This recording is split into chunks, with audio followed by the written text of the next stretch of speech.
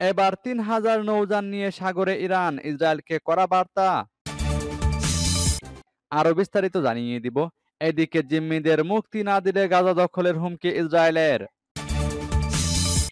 আবারও ২৪ ঘন্টায় গাজায় ইসরায়েলি হামলায় আরো ৪০ জন নিহত। এদিকে গ্রিনল্যান্ড দখলে সিরিয়া যুক্তরাষ্ট্র, অভিযোগ পুতিনের। আরো জানিয়ে দিব, এবার জেলেনস্কিকে হটিয়ে ইউক্রেনের সাময়িক শাসন ব্যবস্থার প্রস্তাব পুতিনের। এদিকে সুইসাইড ড্রোনের পরীক্ষা পর্যবেক্ষণ করলেন কিম জং উন। আবারও রাশিয়ায় আরো ৩,০০০ সেনা পাঠিয়েছে উত্তর কোরিয়া, দাবি রিপোর্টে। এবং সর্বশেষে জানিয়ে দিব, এদিকে মিশরে যুদ্ধবিরতির প্রস্তাব প্রত্যাখ্যান ইসরায়েলের। শুনছিলেন সংবাদ শিরোনাম, এখন বিস্তারিত। তবে তার আগে অনুরোধ থাকবে, এই ভিডিওতে একটি লাইক দিন এবং কমেন্টস করে জানিয়ে দিন আপনি কোন জেলা থেকে বা কোথায় থেকে আমাদের সাথে যুক্ত রয়েছেন।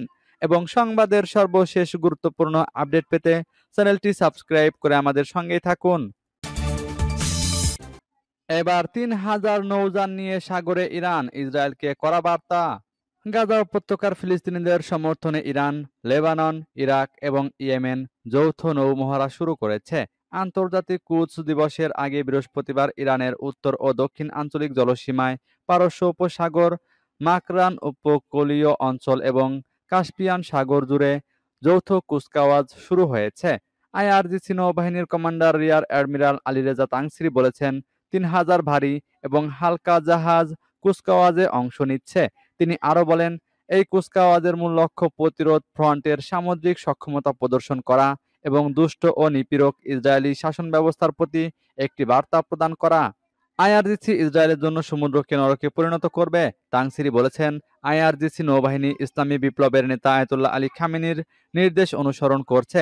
ইসরায়েলকে বিশ্বের সামনে থেকে নির্মূল করবে তারা। আইআরজিসি কমান্ডার ইসরায়েলি সরকারকে বলেন, আমরা কেবল স্থলভাগে যুদ্ধ করব না, আমরা সমুদ্রেও প্রস্তুত এবং তোমাদের পালানোর কোনো উপায় থাকবে না। সূত্র প্রেস টিভির। এদিকে জিম্মিদের মুক্তি না দিলে গাজা দখলের হুমকি ইসরায়েলের। ফিলিস্তিনের স্বাধীনতাকামী সংগঠন হামাসের প্রতি কড়া হুঁশিয়ারি দিয়েছেন ইসরায়েলের প্রধানমন্ত্রী বেনিয়ামিন নেতানিয়াহু। হামাসের হাতে বন্দী থাকা বাকি জিম্মিদের মুক্তি না দেওয়া হলে গাজা আংশিক দখল করে নেওয়া হবে বলে জানিয়েছেন তিনি। পাল্টা হুমকি দিয়ে হামাস বলেছে, ইসরায়েল হামলা বন্ধ না করলে জিম্মিদের কফিনে করে ফেরত পাঠানো হবে। গাজায় ১৫ মাস ধরে ইসরায়েলের নির্বিচার হামলার পর গত ১৯শে জানুয়ারি প্রথম ধাপের যুদ্ধবিরতি শুরু হয়।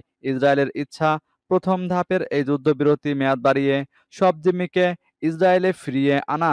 তবে হামাসের দাবি, চুক্তি অনুযায়ী যুদ্ধবিরতি দ্বিতীয় ও তৃতীয় ধাপে নিয়ে যেতে হবে। এর মাধ্যমে গাজায় স্থায়ীভাবে যুদ্ধ বন্ধ হবে। এমনই দ্বন্দ্বের মধ্যে ১৮ মার্চ গাজায় আবার নৃশংসতা শুরু করে ইসরায়েল। দেশটির কর্মকর্তাদের ভাষ্য, জিম্মিদের ফিরিয়ে আনতে নতুন করে হামলা শুরু করেছেন তারা। প্রথম ধাপের যুদ্ধবিরতির সময় ৩৩ জনকে মুক্তি দেওয়ার পর এখনো হামাসের হাতে ৫৮ জন বন্দী রয়েছেন। তাদের মধ্যে ৩৪ জন মারা গেছেন বলে আশঙ্কা করা হচ্ছে। আবারও ২৪ ঘন্টায় গাজায় ইসরায়েলি হামলায় আরো ৪০ জন নিহত। গত ২৪ ঘন্টায় ফিলিস্তিনের অবরুদ্ধ গাজা উপত্যকায় ইসরায়েলের হামলায় আরো ৪০ জন ফিলিস্তিনি নিহত হয়েছেন। এর ফলে চলমান আগ্রাসনে নিহতের সংখ্যা ৫০,২০০ ছাড়িয়ে গেছে। শুক্রবার কাতার ভিত্তিক সংবাদ মাধ্যম আল জাজিরার প্রতিবেদনে এ তথ্য জানানো হয়েছে। সংবাদ মাধ্যমটি জানায়, গাজার মধ্য অঞ্চলে একটি ব্যস্ত বাজারে ইসরায়েলি হামলায় ৭ জন ফিলিস্তিনি নিহত হন। এতে করে গত একদিনে এই যুদ্ধবিধ্বস্ত এলাকায় প্রাণ হারানো মানুষের সংখ্যা ৪০ জন দাঁড়িয়েছে। গাজার স্বাস্থ্য মন্ত্রণালয়ের তথ্য অনুযায়ী ২০২৩ সালের অক্টোবর থেকে ইসরায়েলি অভিযানে এখন পর্যন্ত ৫০,২০৮ জন ফিলিস্তিনি নিহত এবং ১,১৩,৯১০ জন আহত হয়েছেন। গাজার সরকারি মিডিয়া অফিস জানিয়েছে, নিহতের প্রকৃত সংখ্যা আরও বেশি হতে পারে। তাদের হিসেবে ইসরায়েলি আগ্রাসনে প্রাণ হারানো মানুষের সংখ্যা ৬১,৭০০ ছাড়িয়েছে। ধ্বংসস্তূপের নিচে এখনো বহু ফিলিস্তিনি আটকা পড়ে আছেন, যাদের বেশিরভাগকেই মৃত বলে ধরে নেওয়া হচ্ছে। এদিকে গ্রিনল্যান্ড দখলে সিরিয়া যুক্তরাষ্ট্র, অভিযোগ পুতিনের। ডেনমার্কের স্বায়ত্তশাসিত অঞ্চল বিশ্বের বৃহত্তম দ্বীপ গ্রিনল্যান্ডকে দখল করার ঘোষণা দিয়েছেন যুক্তরাষ্ট্রের প্রেসিডেন্ট ডোনাল্ড ট্রাম্প। দ্বিতীয় মেয়াদে ওভাল অফিসে ফেরার পর থেকে তিনি বেশ কয়েকবার অর্থের বিনিময়ে কিংবা সামরিক শক্তি খাটিয়ে দ্বীপটির নিয়ন্ত্রণ নেওয়ার হুমকি পুনর্ব্যক্ত করেছেন। সম্প্রতি দ্বীপটিতে উচ্চ পর্যায়ের প্রতিনিধি দল পাঠাচ্ছেন ট্রাম্প। চলতি সপ্তাহে এ সফর হতে পারে। তবে সফরটি নিয়ে গ্রিনল্যান্ডের রাজনীতিবিদরা তীব্র ক্ষোভ জানিয়েছেন। এদিকে ট্রাম্পের এই পদক্ষেপকে ভালোভাবে নেয়নি রাশিয়া। মস্কোর আশঙ্কা, ভবিষ্যতে বিভিন্ন সংঘাতের সময় আর্কটিক অঞ্চলকে পশ্চিমারা ব্যবহার করতে পারে। গ্রিনল্যান্ডকে যুক্তরাষ্ট্রের অংশ করার পরিকল্পনা দেশটি গুরুত্বের সঙ্গেই নিয়েছে বলে মনে করছে রাশিয়া। বৃহস্পতিবার রাশিয়ার প্রেসিডেন্ট ভ্লাদিমির পুতিন এসব কথা বলেছেন।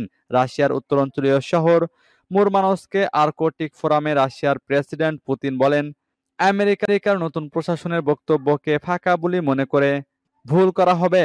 এটা এই ধরনের কথা নয়। পুতিন আরো বলেন, গ্রিনল্যান্ডের বিষয়ে আমেরিকার গুরুত্ব সহকারে নেওয়া পরিকল্পনা নিয়ে আমরা কথা বলছি। এসব পরিকল্পনার দীর্ঘদিনের ঐতিহাসিক যোগসূত্রতা রয়েছে। এবার জেলেনস্কিকে হটিয়ে ইউক্রেনের সাময়িক শাসন ব্যবস্থার প্রস্তাব পুতিনের। রাশিয়ার প্রেসিডেন্ট ভ্লাদিমির পুতিন ইউক্রেন যুদ্ধের সমাপ্তি নিয়ে আলোচনার ক্ষেত্রে কঠোর অবস্থান নিয়েছেন। তিনি ভলোদিমির জেলেনস্কিকে প্রেসিডেন্ট পদ থেকে অপসারণের আহ্বান জানিয়েছেন এবং দেশটিতে সাময়িক শাসন ব্যবস্থা কায়েমের প্রস্তাব দিয়েছেন। পাশাপাশি পুতিন তার সেনাবাহিনীকে সব ইউক্রেনীয় সেনাদের সম্পূর্ণরূপে নির্মূল করারও নির্দেশ দিয়েছেন, কারণ তিনি মনে করেন রাশিয়া এখন যুদ্ধক্ষেত্রে এবং আলোচনার টেবিলে পরিস্থিতির নিয়ন্ত্রণে রয়েছে। মস্কো মনে করে জেলেনস্কির ভুল কূটনৈতিক সিদ্ধান্তই ইউরোপের সঙ্গে রাশিয়ার সম্পর্ককে আরও শত্রুতামূলক করে তুলেছে। পুতিন সরাসরি বলেছেন, আমরা অবশ্যই তাদের শেষ করে দেব। আমাদের সামরিক লক্ষ্যগুলো এখন ধীরে হলেও ধারাবাহিকভাবে অর্জিত হচ্ছে। এদিকে সুইসাইড ড্রোনের পরীক্ষা পর্যবেক্ষণ করলেন কিম জং উন। কৃত্রিম বুদ্ধিমত্তা প্রযুক্তি নির্ভর সুইসাইড ড্রোনের পরীক্ষা পর্যবেক্ষণ করলেন উত্তর কোরিয়ার প্রেসিডেন্ট কিম জং উন। পিয়ংইয়ং আগস্টে অ্যাটাক ড্রোন উন্মোচন করেছে। বিশেষজ্ঞরা বলছেন, নতুন সক্ষমতা দেশটিকে রাশিয়ার কাছে আরো ঘনিষ্ঠ করে তুলতে পারে। সম্প্রতি রাশিয়ার সঙ্গে পিয়ংইয়ং এর ক্রমবর্ধমান সামরিক সহযোগিতা নিয়ে আন্তর্জাতিক মহলে উদ্বেগ বেড়েছে। পারমাণবিক অস্ত্রধারী দেশটি মস্কোর সঙ্গে এরই মধ্যে ঐতিহাসিক প্রতিরক্ষা চুক্তি করেছে। তাছাড়া ইউক্রেন যুদ্ধে সহায়তা করার জন্য রাশিয়ায় হাজার হাজার সেনা মোতায়েনের অভিযোগ রয়েছে উত্তর কোরিয়ার বিরুদ্ধে। কিয়েভের সঙ্গে মস্কোর যুদ্ধকে সমর্থন করার জন্য সৈন্য ও অস্ত্রের বিনিময়ে উত্তর কোরিয়া সংবেদনশীল রাশিয়ান সামরিক প্রযুক্তি পেতে পারে বলে সিওল বারবার সতর্ক করেছে। কোরিয়ান সেন্ট্রাল নিউজ এজেন্সি জানিয়েছে, বৃহস্পতিবার কিম বিভিন্ন ধরনের গোয়েন্দা ও সুইসাইড ড্রোনের পরীক্ষা তত্ত্বাবধান করেছেন। নতুন ধরনের কৌশলগত গোয়েন্দা ড্রোনগুলো স্থল ও সমুদ্রে বিভিন্ন কৌশলগত লক্ষ্যবস্তু ও শত্রু সেনাদের কার্যক্রম ট্র্যাক ও পর্যবেক্ষণ করতে সক্ষম। এই ড্রোনগুলো বিভিন্ন কৌশলগত মিশনে ব্যবহারের জন্য আক্রমণ ক্ষমতাও প্রদর্শন করেছে। আবারও রাশিয়ায় আরো ৩,০০০ সেনা পাঠিয়েছে উত্তর কোরিয়া, দাবি রিপোর্টে। উত্তর কোরিয়া এই বছর রাশিয়ায় আরো ৩,০০০ সৈন্য পাঠিয়েছে। সেই সঙ্গে কিয়েভের বিরুদ্ধে লড়াইয়ে মস্কোকে সাহায্য করার জন্য এখনো ক্ষেপণাস্ত্র, কামান ও গোলাবারুদ সরবরাহ করা হচ্ছে। বৃহস্পতিবার সিওলের সামরিক বাহিনী এ দাবি করেছে। ২০২২ সালের ইউক্রেনে মস্কোর আক্রমণের পর থেকে ঐতিহ্যবাহী মিত্র রাশিয়া এবং উত্তর কোরিয়ার সম্পর্ক আরো ঘনিষ্ঠ হয়েছে। তবে মস্কো বা পিয়ংইয়ং আনুষ্ঠানিকভাবে সেনা মোতায়েনের বিষয়টি নিশ্চিত করেনি। দক্ষিণ কোরিয়ার জয়েন্ট চিফ অব স্টাফ বলেছেন, জানুয়ারি থেকে ফেব্রুয়ারির মধ্যে অতিরিক্ত ৩,০০০ সেনা পাঠানো হয়েছে বলে অনুমান করা হচ্ছে।